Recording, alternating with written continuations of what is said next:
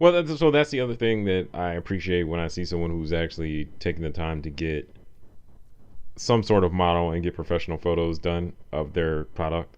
Something that we need to do. But it means like, oh, okay, this person actually invested some time and it's legit. And I can see this goes back to what I'm sure we've talked about it before. Like people like to buy things that they see people that they imagine themselves as or wanting to be wearing.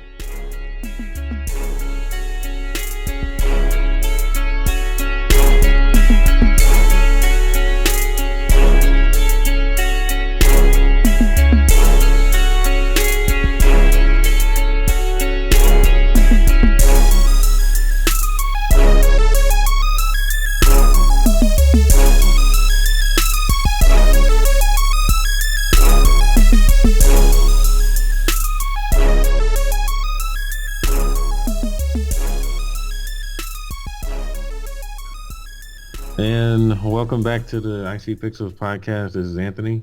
And this is David. We're back with that new heat.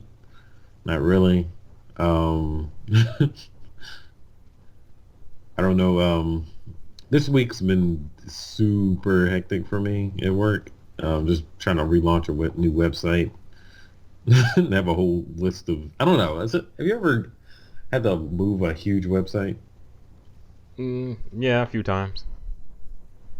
And this time we're doing it completely from scratch. Well, yeah, basically from scratch. We're not trying to like just reskin a site. We're like trying to physically remake the majority of the pages and stuff like that, just so everything is touched and redone. And I don't know. And it's, I realized last night, this morning I woke up and I realized I had a dream about building a website. Mm-hmm. But it wasn't that I was actually building a website. It was like I was doing something else, but it felt like I was building a website, if that makes sense. Nope. Like, no? Okay. I don't know. Just some of the things I was doing, it was like, oh, I got to move this over here, and I got to put this thing over here, so this shows right here. It was just, I don't know. Something about what I was doing just reminded me of working on the back end of a website with like a builder or something like that. Mm-hmm. I don't know.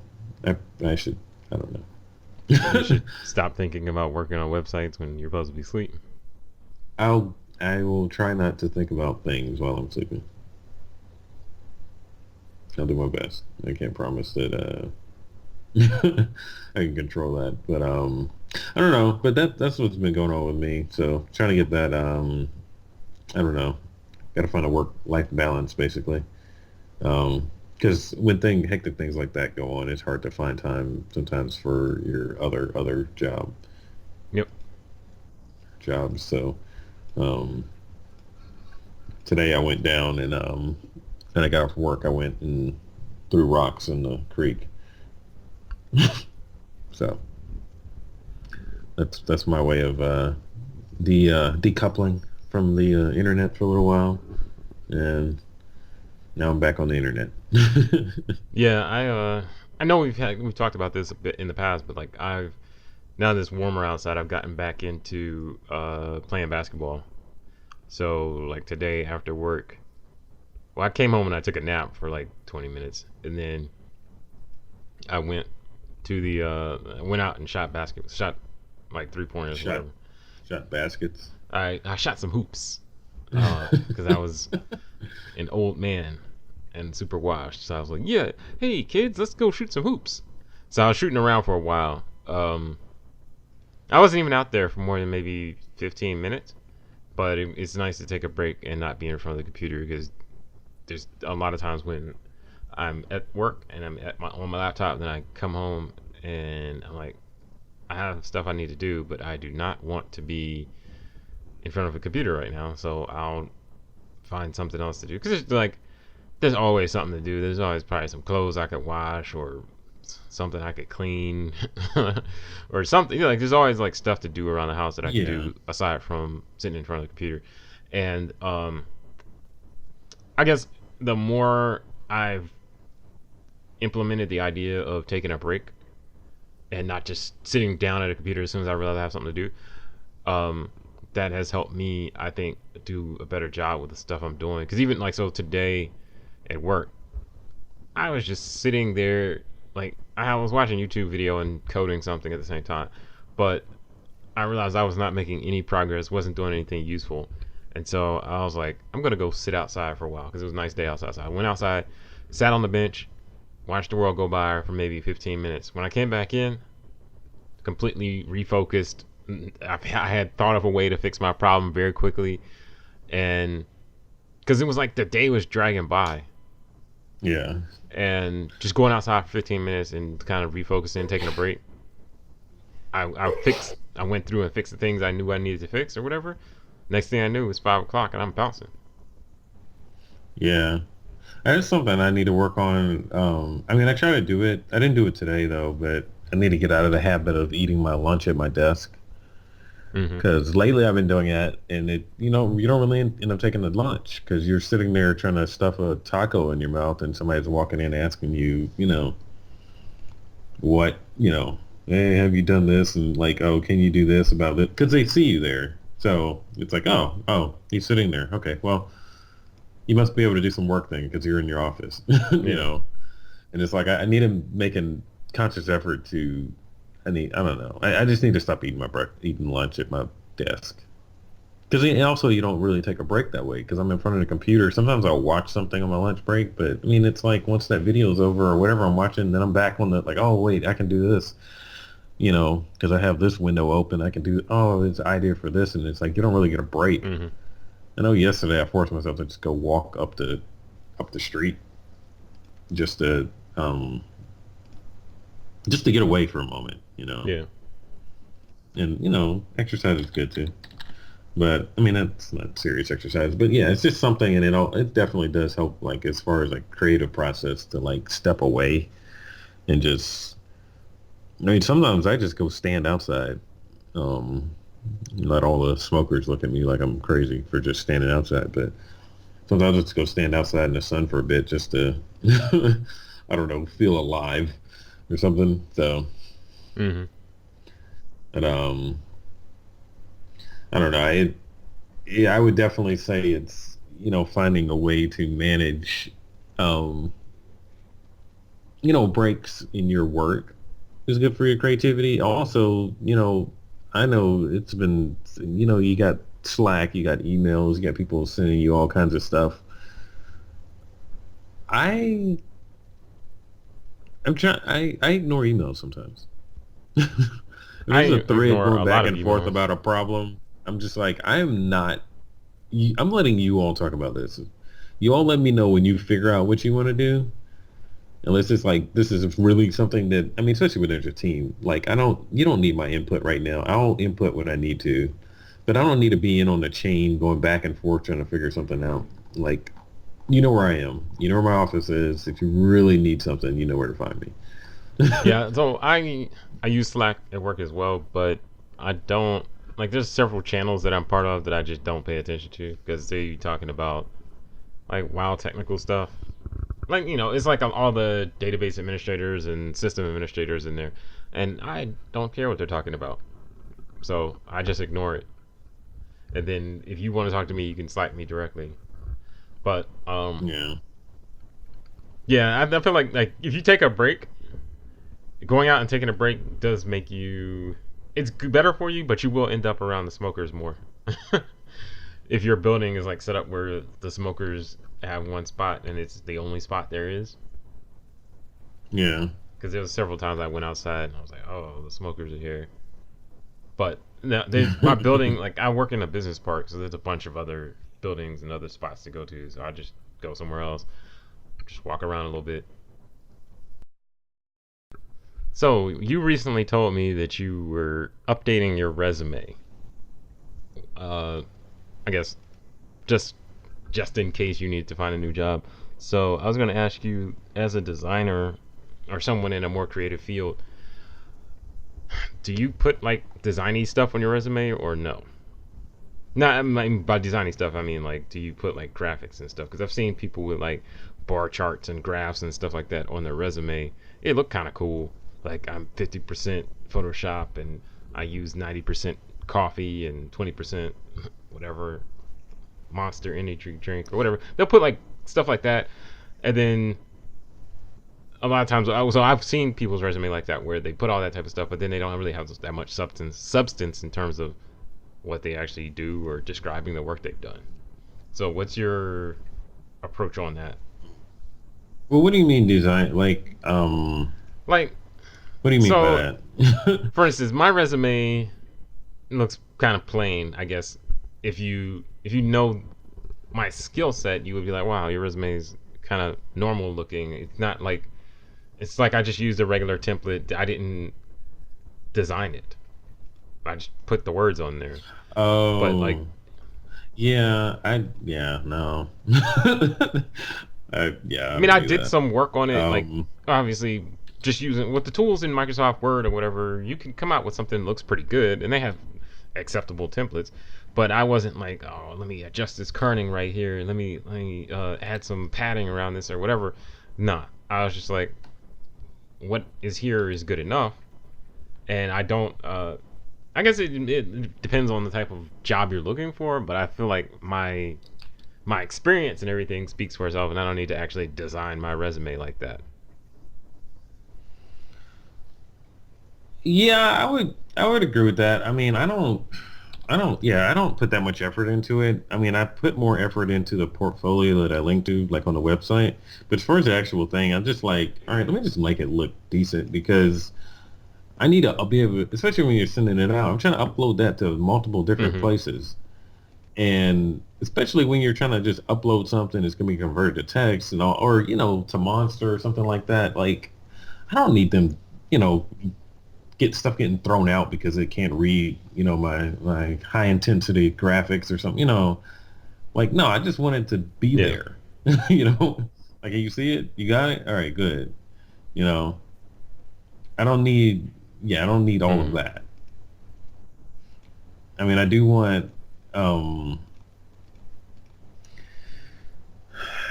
yeah, well, I mean, yeah, send the link. I mean, another reason, I mean, I create my resume in Google Docs. Like I do a lot of things. I don't even open Word. I do it in Google Docs so that it's easy for me to access. I mean, I'm sure they do have templates in there, but I don't know. I don't think it's that important because especially after a while, your resume gets so long, like there's no room for Yeah. all that. Yeah, that's cool. That's what I was gonna say. Also, is like some of the people I've seen who have those super designy resumes, they ain't got that much experience, so they don't really have anything to say. So it's like, let me fill this with graphics or whatever some kind of geometric shapes or whatever. But yeah, my I'm probably nearing 2 pages, and that's because I've dropped off some early jobs that are irrelevant off of my resume. But I mean, when you're old and washed, that's what happens. You have 2 page resumes. Actually, so at my job, there was a guy interviewing for a developer position, and I want to say he's maybe a year or two out of college. Had a 3 page resume, and I'm like, wow, you've been busy. And it wasn't like a lot of fluff in there. It was like actual. Most of the stuff was somewhat relevant to what he was applying for, but it was like, all right, you need to focus this. Like, trim out some of these I was like too much in three there. pages, and you're just out of college. That doesn't make sense. Like, Oh, yeah. Well, I mean, was it like every project that yeah, he's something worked like that. on? Like a lot of them were related, obviously, but it's like, all right, you don't need to list every single thing you've ever done, every summer job for Yeah. every like year you was in college or whatever. That's too much.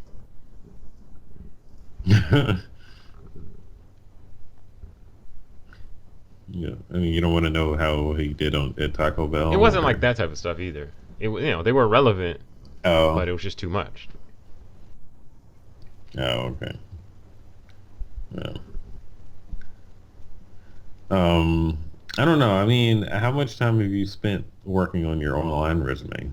Um, so I use LinkedIn, and so I have not spent much time on that. I need to actually update it because according to LinkedIn, I still work somewhere that I do not work anymore. Um, but so I looked on there, and they actually have like this new skills test thing where you could say like I know JavaScript or I know HTML, and they'll give you a test to verify that you actually know it. and I did the test. Mm. I think it was yesterday. I was just I didn't have anything else to do at work, so I did the test for I think it was for JavaScript or something, and yeah, I missed more than I should have. I mean, I know JavaScript, but I don't. I guess I didn't know those specific things they were asking, so I missed like three, and so I passed it, but I didn't get as good a score as I expected to. And then I tried to take a test on something else. I forget what it was, but I actually failed that test. And they were like, "It's cool. We won't tell nobody that you failed, but you're gonna have to wait like 3 months or something, and then you can take the test again, and it'll show up on your profile that you know this thing." But yeah, it seems like LinkedIn is becoming like I haven't checked Monster for anything recently. I haven't been looking for a job either, but um, I'll say that I don't take advantage of those sites very much because most of my like if I'm looking for a job, I just there's certain people I just tell, and they'll be like, okay, yeah, we need you, come on over, or yeah, I know somebody. It's more through people I know. It's not so much through looking for a job the hard way. No, Privilege. it's just like I think that's the same Um, thing. It is a privilege. So it is let a me not wrong, privilege. but I do the same thing when it's like for my side hustle jobs when I'm doing web design, graphic design on the side for people. Most of those come through referrals. I don't. I very rarely get someone just on a not like a cold call because I don't call anybody, but very rarely do. Like, does someone go on the website and fill out the contact form and contact us directly? Like, hey, can you design my website? Most of the time, it's through somebody. So Yeah, somebody so like, hey, go here, talk to them. Okay, yeah, bomb. it's a good thing Yeah, and it's a bad thing, I guess, because I mean, it's good to be able to build brand new business, but um, I'd say it's a good thing because I don't have to like these people aren't so heavy into trying to vet me. You know what I'm saying? It's like I've already been vouched for. yeah, yeah. I would. I mean, hmm. Well, yeah. I'm still working on trying to create that kind of network here. I mean, I had some people approach me about, possibly setting something up like that, but I'm gonna have to hit them back just to see what, what Mm-hmm. happened with that. Because yeah, I'm actively trying to be more consistent with the side gigs and you know also executing on the work that I already Yeah. have coming in. Um, because you don't want to be the person that you don't want to do work for, like the person that doesn't really follow through on what they're supposed to do. They just kind of um, yeah. Trying to think of an example. If it's like somebody you're less likely to follow through. Or if it's somebody, it's like, oh, okay, we're not going to pay me that much, so I'm not going to do as much. Even if you like the person and you've agreed to do the work, it's like, if you agreed to do the work, you still need Yeah. to do a good job. I'll put it like that. Because it doesn't, at the end of the day, you getting that referral from them is going to be worth more. I mean, if you don't want to do it, it's below what you want to Mm-hmm. make, then don't do it. But your name, they're not gonna when they're talking to somebody else that may have more money, and that person asks like, "Hey, should I get this person to do it?" They're not gonna say, "Well, they didn't do it. They didn't do a good job, but I also didn't pay them much." Like, no, that's a And no one ever admits terrible. to being cheap. Well, most of the time. No, nobody wants to hear that. It's like, did they do a good job? Oh, okay, cool, all right, bet. Not, I didn't pay them that much, so I was okay Yeah. with them not doing a good job. It's like, no, you need your name needs to be, your word needs to be your word, and your word needs to represent you, no matter how much you're getting paid. Because it follows you. Well, I think That's that's you. the hard That's your part work. is remembering like this is me. I have to represent even though I'm unhappy or even though I'd rather watch Game of Thrones or whatever. I have to represent on this no matter what. Because there's definitely a Yeah. lot of stuff that I've worked on that I was like, man, I really don't feel like doing this. Not getting enough money or whatever, but let me thug it out and do it anyway.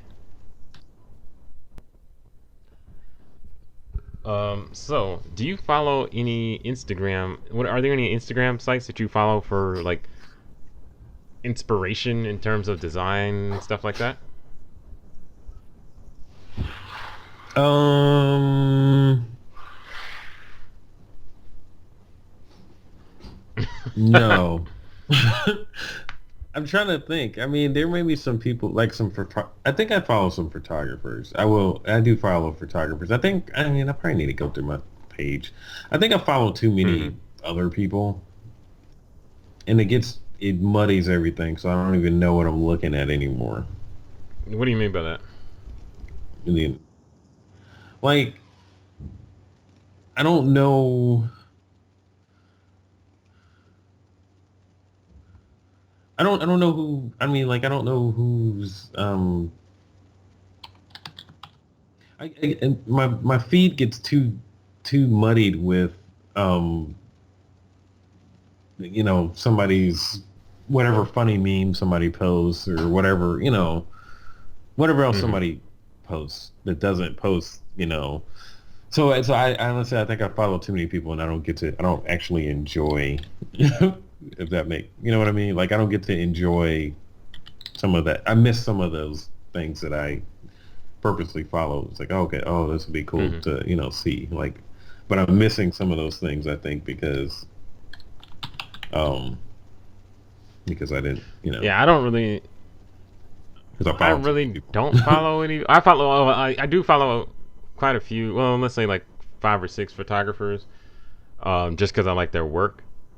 But in terms of design stuff, I don't really follow anybody. In terms of like graphic design. Well, okay. Our one friend, logo design geek. I think that's his name.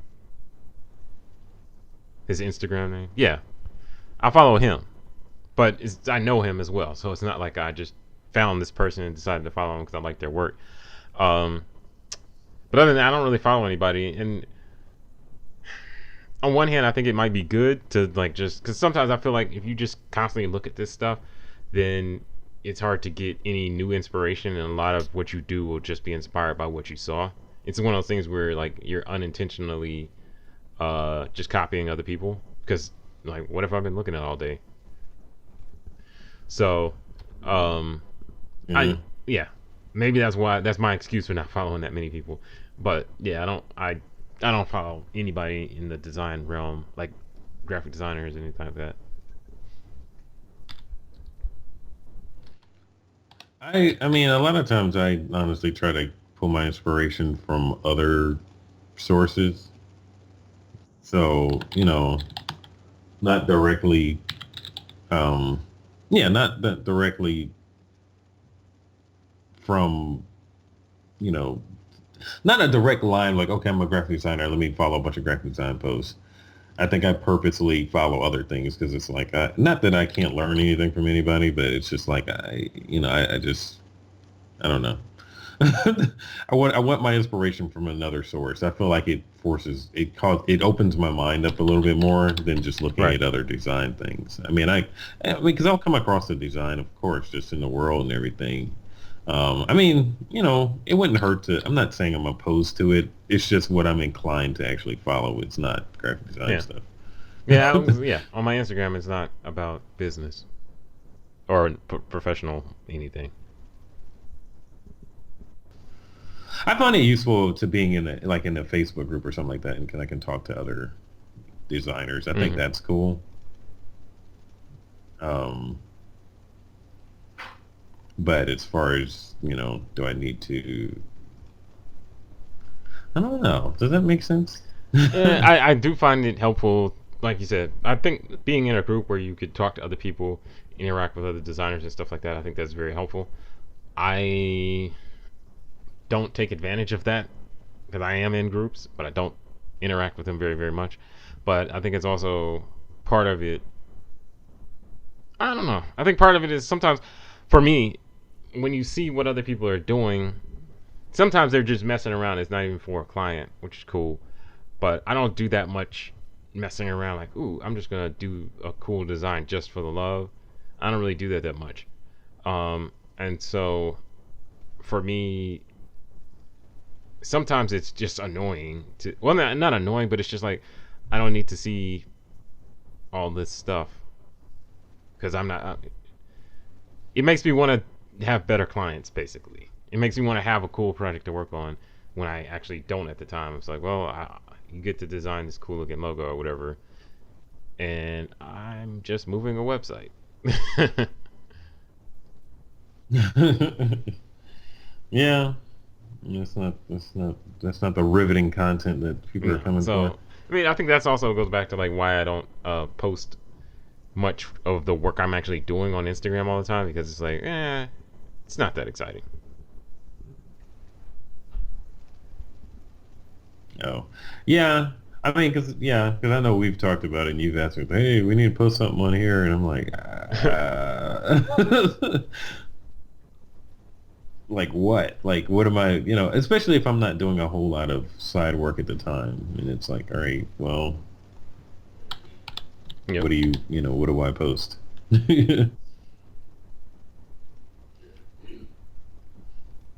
But I mean, which comes the question like, how do you manage that kind of social media for you know or I guess you have to make a decision on Mm-hmm. how you want to do your thing. Because even with like with paintings and stuff like that, which I've been slacking on, um, how do you decide like this is like how do you decide you want to display your stuff? I mean, if you're working consistently, then that's pretty easy. Like I've done that when I was working consistently more in the past. It was easy. It's like, all right, every day I got something Mm-hmm. to post because every day I'm working on something. But when you're not, then what? And how do you keep that alive? And what kind of posts? And some of that will come from analytics. Like what kind Yeah. of stuff do people want to see? But like, I don't. And who's your audience? Are you trying to talk to regular people, or are you trying to talk to um, Mm-hmm. designers? I mean, and I think that's something we're trying to figure out on our own thing. Like, who's our Yep. audience for the podcast, for whatever we do? Like, who are we talking to? I'm Who not cares? sure. Does anyone care? It's something you have to figure it out. So, yeah. And I haven't invested that much time in trying to figure it out, honestly.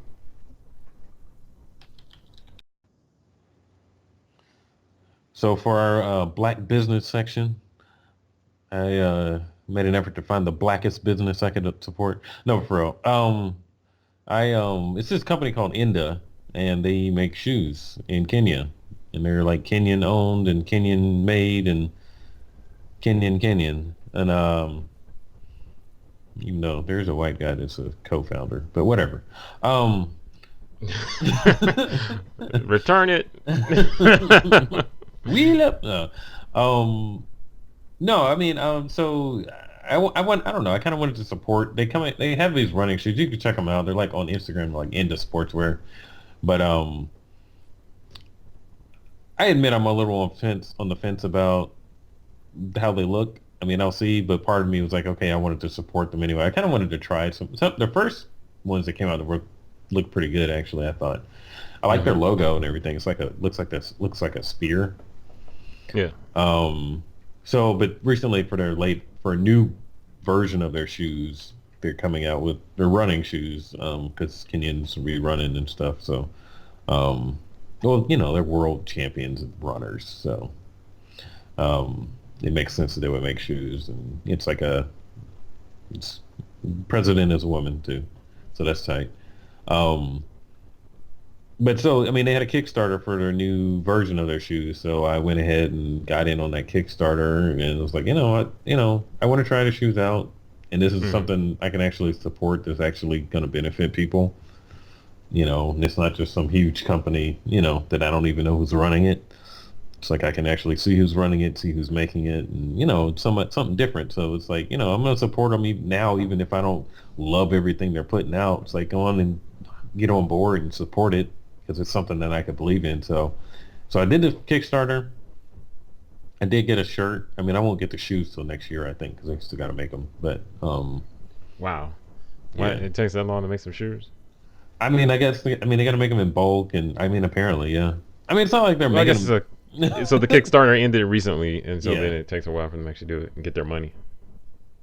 Well, they took their money. Oh. They took the money not too long ago, but I mean, it takes a while for them to manufacture the order or whatever they got. I don't know.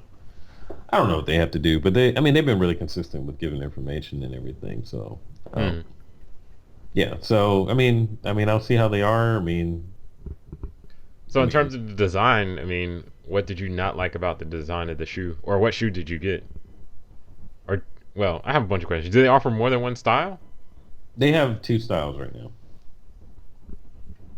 One you can just buy, and the other one is a new one. I mean, and they have different colors and stuff like that. Hmm. I can't say I absolutely don't like it. It just, there are things like, oh, this would be cool or something like this. I'm just used to seeing like, there's so many options that are out there. Yeah. So that may just be my bias because it's not like there's something wrong with this shoe. It just is,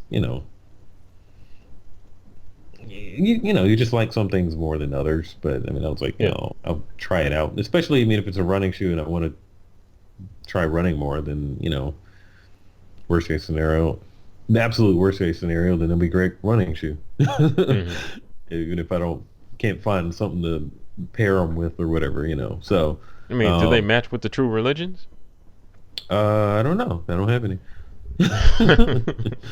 But yeah. So I mean, I don't know. So I mean, that should be interesting when I get those. And I got a T-shirt, and that came in, so that was cool. They did a good job on the branding and all that. So um, I don't know. We'll see how it goes. I mean, I don't know. It feels kind of good to be able to support a company that's under.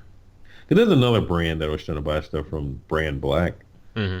and They're not owned by black people.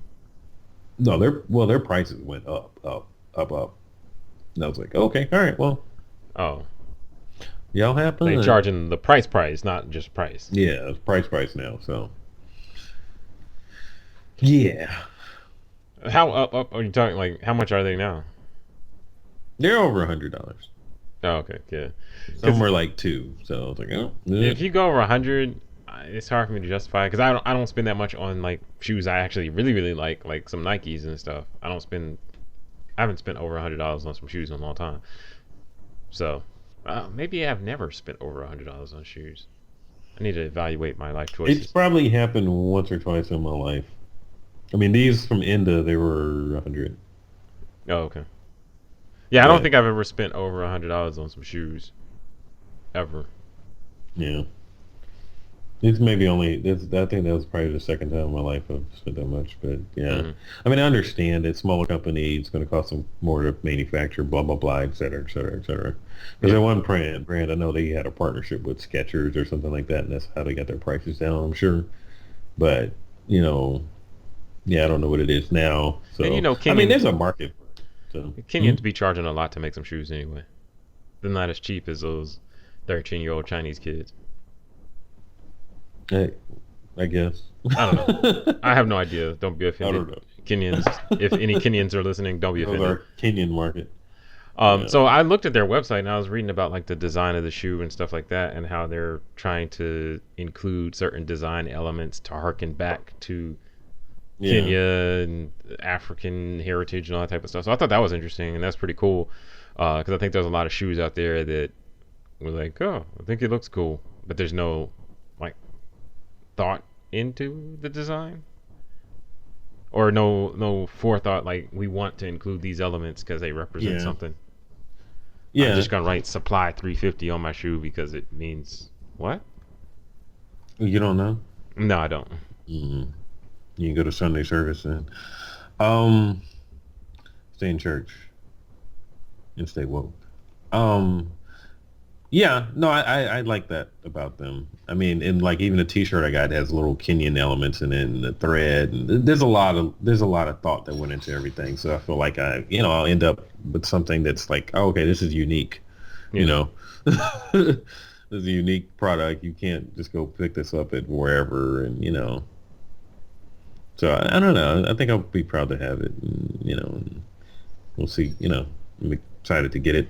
Yeah. Have to see what I get first. Those or what I ordered from the Marathon store. Well, so that was my next topic I was going to bring up. Is that was my foray into supporting black businesses. I bought something from the Marathon shop or Nipsey's shop. Yeah. I bought it shortly after his passing because I jump on the bandwagon. I wait till you die, then I hop on your bandwagon. Yeah. And as you should. I was like, yeah, I'll get it in time to wear it. Well, when I bought it, I was like, yeah, it's still a little chilly outside, but maybe I'll get a chance to wear it. Now I'm like, it's getting warm outside. Maybe I'll get a chance to wear it before it gets cold outside. Oh, yeah, you're not getting that. Yeah. I mean, is that, you got a hoodie or something? No, I got a t-shirt because I was like, well, it's getting warm. Oh, I see what you mean. Yeah, they did send out an email recently saying, they were over. I mean, I get it. I'm not tripping about it. I'm not tripping about it. It's mostly me being like, oh man, I kind of want to wear the shirt, but yeah, but I get it. Yeah, I mean, as a diehard clout chaser, I bought the shirt. No, I bought the shirt so I could clout chase, and if we wait too long, then it's not relevant. People are going to forget about them, and they be like, "What is it? Marathon? What?" And I have to remind them, "Oh, I bought this because Nip died, and got to support black businesses." And they're gonna be like, "What? That was long. That was like 6 months ago. You late to the game." Like, my clout chasing has not been effective. So yeah. Oh well. I'll survive. But yeah, I bought something from there, and I was actually gonna try and call him and find out like what's going on. But then I got the email. So that's something I got that. Yeah. I got the email like last week, I think. Yeah. So I think I know we've talked about it before, but customer service is important and communication. Yeah. So if you just let me know, especially in this situation, because they let me know, I'm cool with it. I'm not gonna trip. But yeah. I figured that was the case. If it was just silence and then 6 months later a t-shirt shows up at my door, I'm like, what? Y'all look trash. No more Marathon for you. Yeah. So, I mean, hopefully I don't know. I'm sure they're overwhelmed and everything, and I don't know. Hopefully, yeah, I mean, it's be able to grow, and I don't know from this. I don't know. I hope the momentum doesn't slow down a whole lot after this. I mean, any kind of momentum will slow down, but hopefully it doesn't slow down too much, and they're able to grow from, continue to grow the brand. Yeah. So. Well, I've looked at, because a lot of people, everyone has their own quote unquote brand these days, it seems like, and a lot of people have, t-shirt brands or sell t-shirts or whatever. I mean, we sell t-shirts, threadless.com. I mean, what's our website? It's on Threadless, but Alienmuffin. Yeah, go to Threadless. Go to alienmuffin.com, click on the shop. We have t-shirts that we sell. But I see a lot of people that sell t-shirts and stuff like that, and a lot of them are like the basic joint where it's just some saying like, secure the bag. Yo, go online and buy my secure the bag shirts. And it's like, yeah, that's cool. But so like that's not even on my Instagram. Well, that is on my Instagram, not on Alien Muffin Instagram. But like I have that racism is petty shirt that I wore it last week or a week before. It's a nice shirt, but shirts like that, they're nice. I no knock to anyone, but I see a lot of shirts like that where someone else, all they got to do is copy your slogan and put it on a shirt and print it, and they can do the exact same thing. So I appreciate it when people include some sort of design element or something that says, hey, this shirt is not just a mass-produced thing with like on a Hanes t-shirt with just some letters on it. They actually like put some, like maybe they put something on the sleeve, or they put the little tag on the hem, or the tag in the back doesn't say Hanes, it says it says Inda or whatever the company name is. Like stuff like that, I think it makes it easier for me to justify dropping $30 on your shirt. Yeah, because you know what you have. I mean, because that shirt that I got today from Inda, I mean, it's got like that. It's got like the Kenyan like thing around the Kenyan like cloth that's around the neck part, and then it's got a little thing on the hem. Too bad it's a little bit too small. So, I quit going to Gainesville, and things will start fitting better. Yeah, I don't know why it's like I'll have to I need to contact them, see about what their whole returns exchange deal is, but Hmm. I don't know. Yeah, so but otherwise, yeah, it looks great. I mean, but I appreciate those little elements. I mean, I mean, I know we sell t-shirts through Threadless right now, but I mean, it would be great to, like, no, this is ours. This is what this really looks like. It's not like just some, something from that anybody can make and then up. I mean, that's convenient, of course, but Well, that's the difference something between special just about. putting a slogan on a shirt and putting a design on a shirt. Because Yeah, my preference is to put a design on a shirt, and not just, you know, I be in these streets in yeah. I mean, impact. Like, and then my thing with words on shirts is I don't want people to read it and then I got to explain it to people and then I have to talk to people. yeah, I don't want to talk to people. that's a more personal problem you can deal with. Yeah, Uh, because I have shirts that say stuff and then people got to like have their comment on it and I'm like, it's like I'm never wearing this again. I don't actually want to talk to you about why I wore this mhm. shirt. I don't. It's not a conversation. It's not. I don't know. I'm not trying to start a conversation. And I hate some shirts that are like that, and it's like some whole paragraph of somebody's Facebook post or Yeah, I'm not something. gonna read all that. If I see someone with that, I don't even look at it. But I think if you're gonna do this, so advice for people making slogan shirts: keep your slogan short. It's something that could be easily consumed and understood. If it's long and I gotta look like I'm staring at your chest for too long, I'm not gonna read it. Yeah, And that was something I saw. Like and then also, something about like black women yelling, "I'm just talk that way," or I don't know. It was something weird. It's like what? What are you talking about? yeah, a lot of them are. Well, I see, because where I live and who I spend time around, I see a lot of black empowerment type shirts and stuff like that. And then I've actually designed quite a few shirts like that for Mm, people, which is fine. But I think the important thing to remember is like, brevity is good in terms of what the words you put on there. Like, find the shortest way of saying what you want to say, where it still yeah, conveys the message without extra words and stuff like that. And then also consider the design. Don't just type it up in Impact and put it on there. If you are not a designer, then get a designer to help you. But if there's any kind of yeah, way you can integrate something that makes it look like it was designed and it wasn't just, okay, let's print this on a shirt. Let's use Arial yeah. Narrow or whatever Trajan Pro, then like it makes it look better in my opinion, and I'm more And likely find to a look good at it. designer Yeah, also. yeah. There's plenty of people that just print shirts. So like I used to ride the train in DC, and by the metro station there were guys that would sell T-shirts, and it was just like whatever was popping that week, they would have a T-shirt with it. So, um, Get your MAGA shirt. well, yeah. So last one of the last times I was down there, or one of the memorable times I was down there, I should say, was right before Trump's inauguration, and these are black guys too, selling MAGA shirts, and they just printed on a red shirt, and then like a few weeks before, they would probably had like the, Rip Sandra Bland or something like a completely different topic shirt, and they had them, and I was tempted. I was like, oh, that's a nice looking shirt, or it wasn't like a nice looking shirt, but it was like, oh, that's something I want to support, not MAGA, but just whatever the cause was at the time. Oh, I was like, wait a Um, and minute. so Cause of yeah, the whatever week. the cause of the week was, or the cause of the month, because like, oh, when that, well, it's every summer that it happens, but there was one summer where it was just like every few weeks, black people was getting shot, so they had all the hashtag shirts for them, and all the like the Black Lives Matter Uh, hashtags and stuff like that. So I was like, oh, okay, that's nice. I wouldn't mind having a shirt like that, because some of those things it's I understand the importance of the issue, and so I want to bring mm, attention to the issue more than I want to bring attention to myself per se. But it's like, if people look at where I'm wearing, so if I could wear a shirt that brings attention to the issue, that's cool. But um, when you're trying charging me like $30 for the shirt, and I can see the Hanes label on it, and it doesn't look well designed either, then I'm less likely to do it. yeah, yeah. I mean, I just want to. I want to feel like you put thought Yeah, into it and some time. And there's some of those little things that matter, even if they don't add that much quality to the shirt. It just looks like, okay, well, you thought of You thought of me. Hmm. Well, that yeah. So, Yeah, I think like especially when you're selling online, also I think it's important to just kind of curate.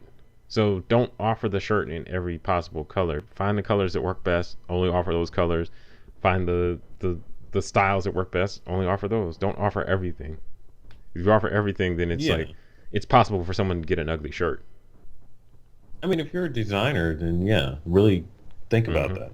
Like, really design it. Think like, what color would this look good on? Like, really make it.